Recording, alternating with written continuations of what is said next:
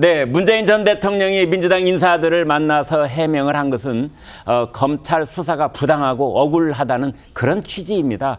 최근에 문 전 대통령을 만난 인사들은 문 전 대통령의 현재 심경을 이렇게 전했습니다. 국민들을 위해서 뛰어야 할 검찰이 전 대통령조차 이렇게 하는데 우리 국민들이 얼마나 힘들겠는가. 그래서 우리 검찰에 대한 개혁이 정말로 필요하다 이렇게 말씀을 하셨습니다. 인디언 기우제처럼 제가 나올 때까지 계속 수사를 하고 있는 거거든요. 예. 그러니까 사돈의 친척까지 조사를 한 거 아닙니까? 예. 이런 현실에 대해서 대단히 안타까워하고 또 화도 많이 나고 그런 상황이시죠.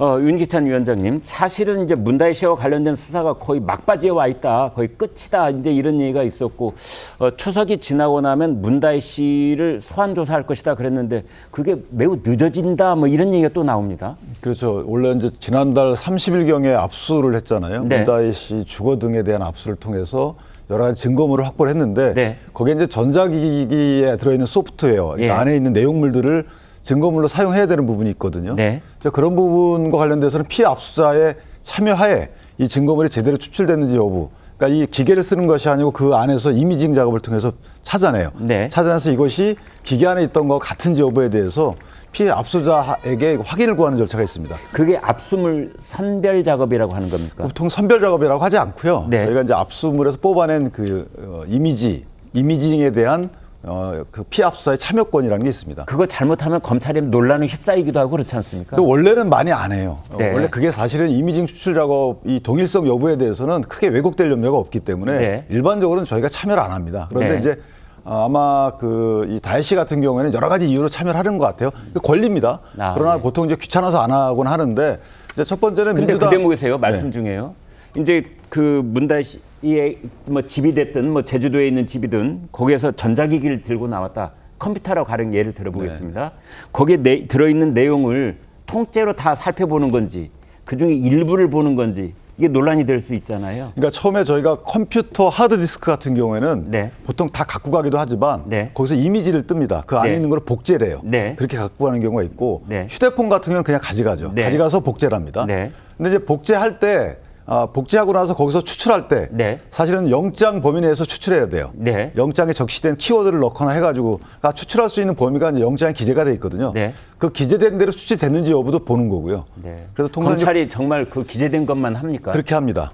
물론 정말입니까? 안 그럴 가능성도 있지만 네. 그렇게 해서 참여권이 보장이 되는 거거든요. 네. 근데 통상 이제 저희 같은 변호인들은 참여를 많이 안 하죠. 네. 그렇게 왜곡될 염려가 없기 때문에. 네. 자, 그런 상황인데 어쨌든 다희 씨 입장에서는 참여를 해야 됩니다. 그런데 네.